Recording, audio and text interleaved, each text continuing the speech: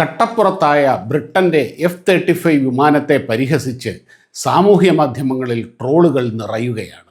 അതും പോരാഞ്ഞിട്ട് tourism department, Milma, ഇങ്ങനെ എല്ലാവരും അവരുടെ മാർക്കറ്റിങ്ങിൻ്റെ ഭാഗമായി ട്രോളുകൾ ഏറ്റെടുത്തു.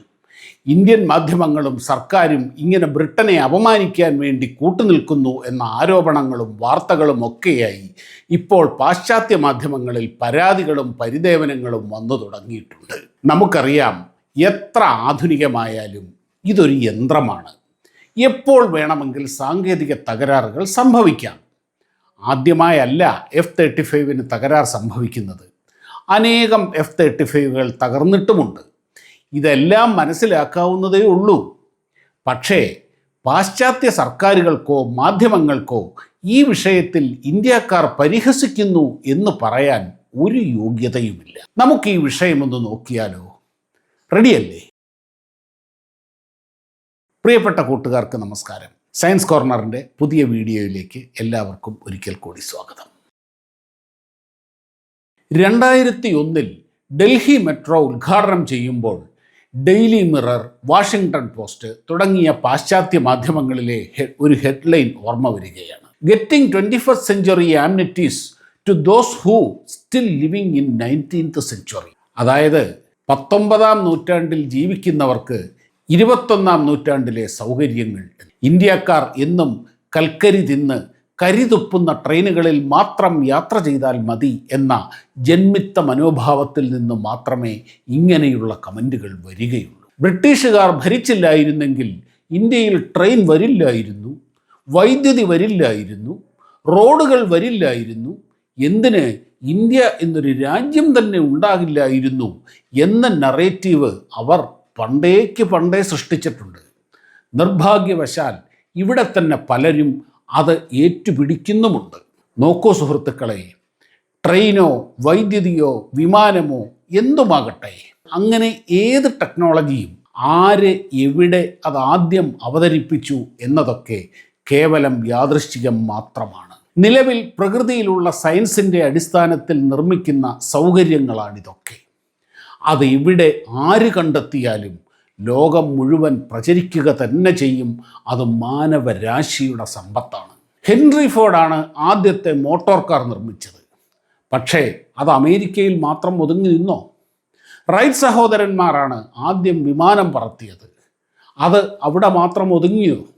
അങ്ങനെയാണ് പുതുതായി ഉണ്ടാകുന്ന സാങ്കേതിക വിദ്യകൾ പ്രചരിക്കുന്നതും ഉപയോഗപ്പെടുന്നതും ആർക്കും തടയാൻ കഴിയില്ല.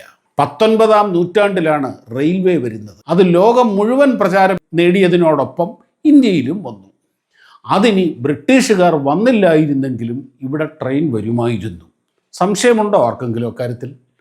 ബ്രിട്ടീഷുകാർ ഭരിക്കാത്ത രാജ്യങ്ങളിലും ട്രെയിൻ വന്നിട്ടുണ്ട്. പക്ഷേ തങ്ങൾ അടക്കി ഭരിച്ച ഒരു രാജ്യം നന്നാകുന്നത് കാണുമ്പോൾ ഇതെല്ലാം ഞങ്ങൾ കൊണ്ടുവന്നതാണ് എന്ന് വീമ്പടിക്കുന്നത് ഒരുതരം ഫ്യൂഡൽ സ്വഭാവമാണ്. അതുകൊണ്ട് തന്നെയാണ് ഡൽഹി മെട്രോയെപ്പറ്റി ആദ്യം സൂചിപ്പിച്ച പ്രയോഗങ്ങൾ അവിടുത്തെ മാധ്യമങ്ങൾക്ക് പറയാൻ തോന്നുന്നത്. അതുപോലെ 2014 ചരിത്രത്തിലാദ്യമായി ആദ്യ ശ്രമത്തിൽ തന്നെ ഒരു ഗ്രഹാന്തര ദൗത്യം ISRO വിജയിപ്പിച്ചപ്പോൾ അത് നേടുന്ന ഒരേ ഒരു രാജ്യമായി ഭാരതം മാറിയിരുന്നു. ഓർമ്മയില്ലേ മംഗൾയാൻ? അതിനു മുൻപ് വൻശക്തികളെല്ലാം പല പ്രാവശ്യത്തെ ശ്രമത്തിനൊടുവിലാണ് ചൊവ്വ ദൗത്യം വിജയിപ്പിച്ചത്. ഈ ഐതിഹാസിക വിജയത്തിന് ശേഷം ന്യൂയോർക്ക് ടൈംസിൽ വന്ന ഒരു കാർട്ടൂൺ ഓർമ്മയുണ്ടോ? എലീറ്റ് സ്പേസ് ക്ലബിൻ്റെ വാതിൽക്കൽ ഒരു ഇന്ത്യൻ കർഷകൻ തലക്കെട്ടുമൊക്കെയായി ഒരു പശുവിനെയും കൊണ്ട് മുട്ടി വിളിച്ച് ഞങ്ങൾക്കും ഇതിൽ അംഗത്വം തരുമോ എന്ന് യാചിക്കുന്നതായിരുന്നു ആ കാർട്ടൂൺ. ഇന്ത്യയുടെ ശാസ്ത്രീയ നേട്ടങ്ങളോടുള്ള പാശ്ചാത്യ മനോഭാവം എത്ര നീചവും നികൃഷ്ടവുമാണ് എന്ന് തെളിയിക്കുന്നതായിരുന്നു ആ കാർട്ടൂൺ. അതിൻ്റെ പേരിൽ ന്യൂയോർക്ക് ടൈംസ് പിന്നീട് മാപ്പ് പറഞ്ഞെങ്കിലും അവരുടെ മനോഭാവം തെളിയിക്കുന്ന ഒരു രേഖയായി ആ കാർട്ടൂൺ ഇന്നും നമ്മെ മുറിവേൽപ്പിക്കുന്നുണ്ട്. ശരിയാണ്, കഴിഞ്ഞ 100-300 വർഷങ്ങളിൽ ശാസ്ത്ര സാങ്കേതിക പുരോഗതികളുടെ പ്രഭവ കേന്ദ്രമായിരുന്നു അമേരിക്കയും യൂറോപ്പുമൊക്കെ. ഇന്നത്തെ ലോകത്തിൻ്റെ നേട്ടങ്ങളിൽ അവർ വലിയ പങ്കുകൾ വഹിച്ചിട്ടുമുണ്ട്. പക്ഷേ മാനവ ചരിത്രം തുടങ്ങുന്നത് 300 വർഷങ്ങൾക്കപ്പുറമൊന്നുമല്ല. അതിന് സഹസ്രാബ്ദങ്ങളുടെ പഴക്കമുണ്ട്. ആ കാലത്തും യൂറോപ്പും അമേരിക്കയും ഇന്ത്യയുമൊക്കെ ഭൂവിഭാഗങ്ങളായി ഇവിടൊക്കെ തന്നെ ഉണ്ടായിരുന്നു. അമേരിക്കയും യൂറോപ്പുമൊക്കെ കുരിശ് യുദ്ധങ്ങളുടെ ഇരുണ്ട കാലത്ത് കഴിഞ്ഞ കാലങ്ങളിൽ ഇന്ത്യയിലും ചൈനയിലുമൊക്കെ മഹത്തായ സംസ്കാരങ്ങളും അതാത് കാലത്തെ ശാസ്ത്ര സാങ്കേതിക വിദ്യകളും വികാസം പ്രാപിച്ചിരുന്നു. ഈ സംസ്കാരവും സമ്പന്നതയും വികാസവും ഒക്കെ കണ്ടു തന്നെയാണ് യൂറോപ്പിൽ നിന്നും കപ്പലുകൾ ഭാരതത്തിൻ്റെ തീരങ്ങളെ തേടി വന്നത്. ഇവിടെ കാട്ടാള സംസ്കാരവും പാമ്പാട്ടികളും ദുർമന്ത്രവാദവും മാത്രമേ ഉണ്ടായിരുന്നുള്ളൂ എങ്കിൽ അത് തേടിയാണോ വാസ്കോഡിഗാമയും ഡച്ചുകാരും ബ്രിട്ടീഷുകാരുമൊക്കെ വന്നത്?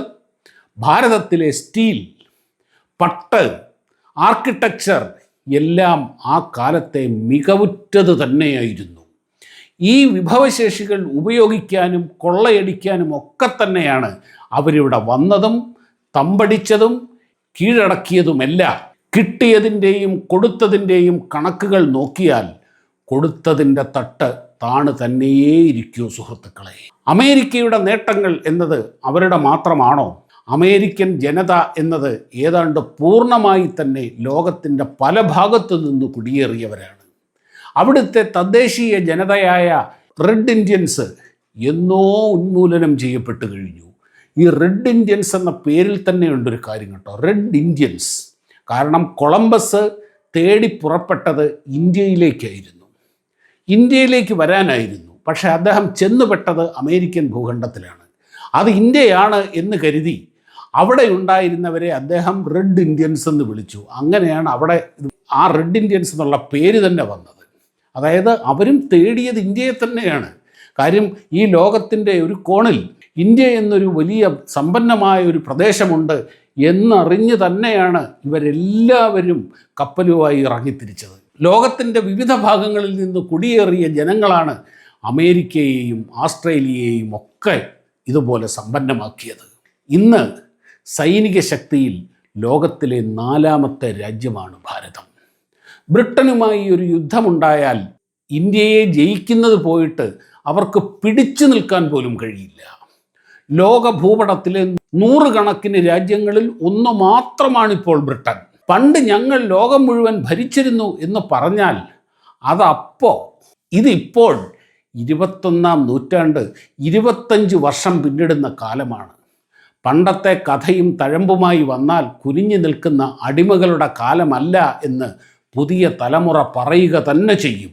ശാസ്ത്രീയ അറിവുകൾ ആരുടെയും കുത്തകയല്ല എന്ന മഹത്തായ കാഴ്ചപ്പാട് ഭാരതത്തിനുണ്ടായിരുന്നത് കൊണ്ട് തന്നെയാണ് സുഹൃത്തുക്കളെ ഈ നാട്ടിൽ പേറ്റന്റ് നിയമങ്ങൾ ഇല്ലാതിരുന്നത്.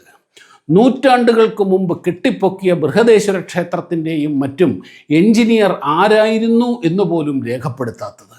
അതായത് പറഞ്ഞു വന്നത് F-35 ഒന്നാന്തരം വിമാനമാണ്.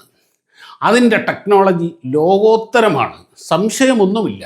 ഏത് ടെക്നോളജിക്കും ഉണ്ടാകുന്ന സ്വാഭാവികമായ തകരാർ മാത്രമേ ഈ തിരുവനന്തപുരത്ത് കിടക്കുന്ന F-35നും സംഭവിച്ചിട്ടുള്ളൂ.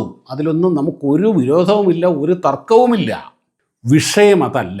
പണ്ട് അവരാൽ ഭരിക്കപ്പെട്ടിരുന്നവർ ചന്ദ്രനിലും ചൊവ്വയിലുമൊക്കെ പോവുകയും മികച്ച നേട്ടങ്ങൾ നേടുകയുമൊക്കെ ചെയ്യുമ്പോൾ പണ്ടത്തെ കാര്യം പറഞ്ഞുകൊണ്ടുള്ള ഈ കുത്തിക്കഴപ്പുണ്ടല്ലോ, അതാണ് പ്രശ്നം. ഇതുപോലെ അവരുടെ ഓരോ സാധനങ്ങൾ നടുവൊടിഞ്ഞിവിടെ കിടക്കുമ്പോൾ പലിശ സഹിതം തിരിച്ചും കിട്ടും. അതിന് ഇന്ത്യൻ മാധ്യമങ്ങളും യൂട്യൂബർമാരും സർക്കാരുകളും മുതലെടുക്കുന്നു, കളിയാക്കുന്നു എന്നൊക്കെ നിലവിളിച്ചിട്ട് ഒരു കാര്യവുമില്ല. ഇനിയും കൂടുതൽ വാങ്ങിക്കൂട്ടാതെ നിങ്ങളുടെ ഈ F-35ഉം കെട്ടിവലിച്ച് സ്ഥലം കാലിയാക്കാൻ നോക്കുന്നതാണ് കൂടുതൽ നാണം കെടാതിരിക്കാൻ നല്ലത് എന്ന് ഇവിടുത്തെ മാധ്യമങ്ങൾ പറഞ്ഞാൽ, ഇവിടുത്തെ സർക്കാർ പറഞ്ഞാൽ അത് കേൾക്കുക മാത്രമേ നിവൃത്തിയുള്ളൂ. ക്ഷമിക്കണം സുഹൃത്തുക്കളെ, ഞാൻ ഇത്തിരി ഇമോഷണലായിപ്പോയി. ഭാരതം നമ്മുടെ രാജ്യം എന്നൊക്കെ പറയുമ്പോൾ ആ വികാരത്തെ ആരെങ്കിലും ഒന്ന് മുറിപ്പെടുത്തിയാൽ വല്ലാതെ ഇമോഷണലായി പോകും. ശാസ്ത്രത്തിലും അറിവിലുമൊക്കെ ഇമോഷന് വലിയ സ്ഥാനമില്ല എന്നറിയാം. എങ്കിലും ചുവരില്ലാതെ ചിത്രം എഴുതാനാവില്ലല്ലോ. വീഡിയോ കണ്ട എല്ലാ സുഹൃത്തുക്കൾക്കും ഒരുപാട് നന്ദി. വീഡിയോ ഇഷ്ടപ്പെട്ടാൽ ലൈക്ക് ചെയ്യുകയും കമൻറ്റ് ചെയ്യുകയും ഷെയർ ചെയ്യുകയും ഒക്കെ ചെയ്യുക. മറ്റൊരു വീഡിയോയുമായി കാണുന്നതുവരെ എല്ലാവർക്കും നമസ്കാരം.